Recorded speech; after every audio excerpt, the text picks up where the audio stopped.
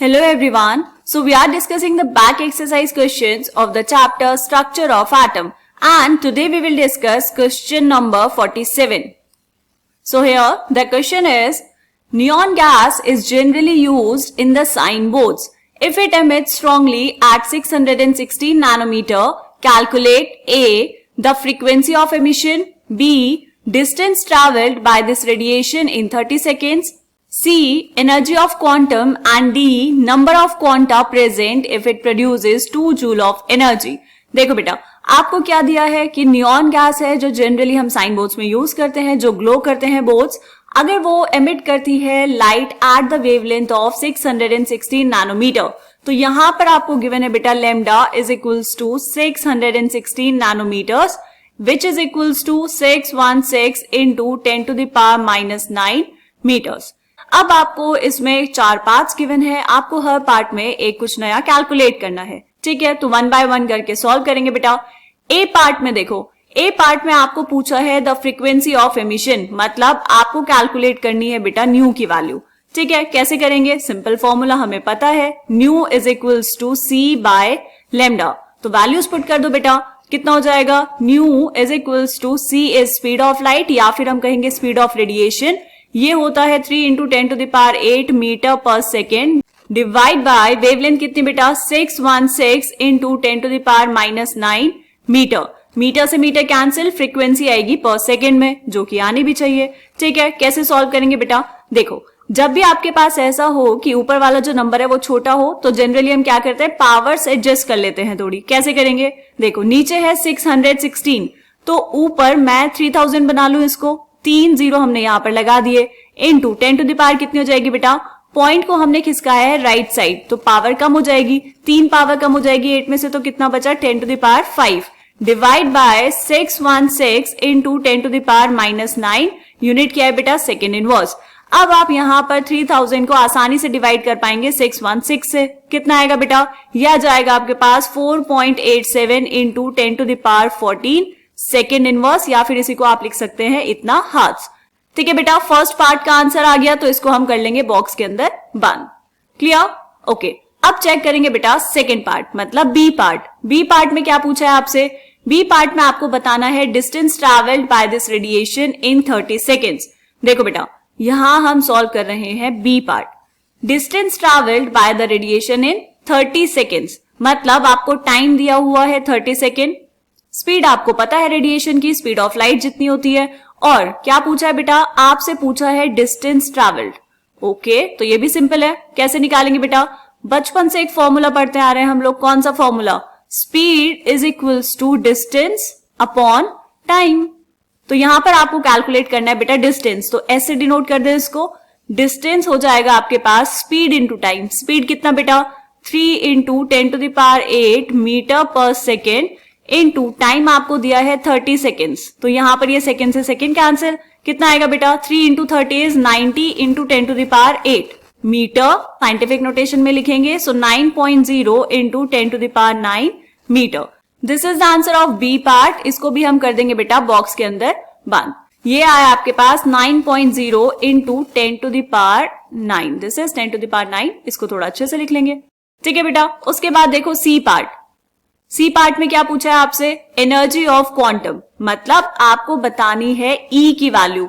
तो यहां करेंगे बेटा सी पार्ट. एनर्जी का फॉर्मूला क्या होता है? एनर्जी आपको कैलकुलेट करनी है, so E is equals to H into new.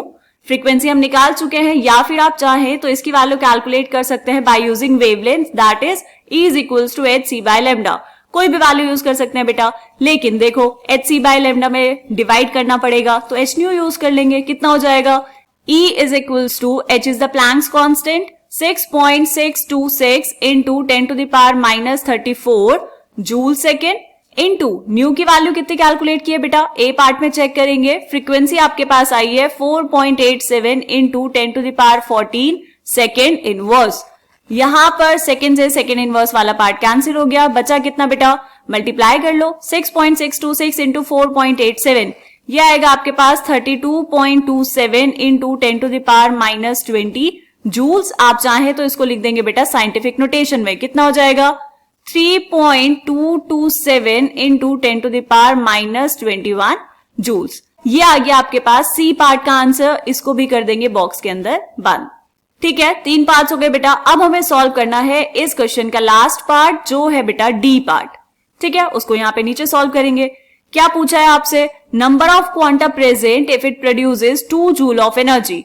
देखो बेटा, आपको बताने हैं नंबर ऑफ फोटॉन्स, है ना, क्वांटा या फिर फोटॉन्स एक ही बात है, तो यहां पर आपको बताना है ये। और टोटल एनर्जी कितनी दी हुई है बेटा आपको? ET लिख दूं मैं उसको, ये है आपके पास 2 जूल्स। एक फोटोन की एनर्जी आपको पता है बेटा 3.227 इंटू 10⁻⁻21 जूल्स, ये हमने सी पार्ट में कैलकुलेट की है। आपको बताना है कितने नंबर ऑफ फोटॉन्स मिलके टोटल एनर्जी प्रोड्यूस करेंगे 2 जूल्स की। क्लियर? कैसे करते हैं देखो। तो अगर हम यहां पर मान ले बेटा कि ये जो नंबर ऑफ फोटॉन्स थे ये थे n, ठीक है, total n number of photons थे आपके पास, इसी की वैल्यू आपको कैलकुलेट करनी है। तो कैसे करेंगे सॉल्व? देखो, एक फोटॉन की एनर्जी आपके पास है बेटा 3.227 इंटू 10⁻⁻21 जूल्स इंटू, अगर मैं इसको मल्टीप्लाई कर दूं टोटल नंबर ऑफ फोटॉन से, तो क्या टोटल एनर्जी आ जाएगी आपके पास? आपके पास आ जाएगा 2 जूल्स। आपको n की वैल्यू कैलकुलेट करनी है बेटा, कितना आ जाएगा? 2 joules divide by 3.227 into 10⁻⁻21 joules. ये जूल से जूल कैंसिल हो गया, नंबर ऑफ फोटॉन्स आने हैं आपके पास। डिवाइड कर लेंगे बेटा इसको, कितना हो जाएगा? 2 डिवाइड बाय 3.227। और कैसे कर सकते हैं इसको? देखो, ये 10⁻⁻21 जाएगा बेटा ऊपर, कितना हो जाएगा? 10⁻21। उस 21 में से क्या हम 3 पार्ट्स ऊपर निकाल सकते हैं? बिल्कुल निकाल पाएंगे। ठीक है, तो आप इसको जैसे चाहे वैसे कैलकुलेट कर लेंगे बेटा। इसका आंसर कितना हो जाएगा? देखो, अगर मैं यहां पर ऊपर लिख लूं 200 डिवाइड बाय 3.227 इंटू 10⁻, कितना बचेगा बेटा? ऊपर गया था 21, हमने 2 जीरोस में से निकाल ली तो ऊपर बचा 10⁻19। आप इसको फाइनल जब सॉल्व कर लेंगे बेटा तो ये आएगा 6.197 इंटू 10⁻18 फोटॉन्स, और n की वैल्यू आप इसको फाइनल लिख पाएंगे 6.2 इंटू 10⁻18 फोटॉन्स या फिर इतने क्वांटा। यही आपसे पूछा था, तो ये आ गया आपके पास बेटा डी पार्ट का आंसर। ठीक है, इसको कर देंगे बॉक्स के अंदर बंद। This is the answer of D part. इस क्वेश्चन में आपसे 4 पार्ट्स पूछे थे बेटा, हमने चारों के चारों पार्ट्स का आंसर कैलकुलेट कर दिए हैं। और जब भी आपसे ऐसे क्वेश्चन पूछे जाएंगे बेटा, बहुत नीट एंड क्लीन तरीके से आपको करने हैं और आंसर्स को फाइनली बॉक्स में बंद करिए या फिर नीचे आंसर स्टेटमेंट लिखेंगे। ठीक है, जो आपसे पूछा है वो लिखना है स्टेटमेंट में और फिर उसका फाइनल आंसर। क्लियर? ये क्वेश्चन समझ आया? चलिए मिलेंगे नेक्स्ट क्वेश्चन में, तब तक के लिए बाय बाय।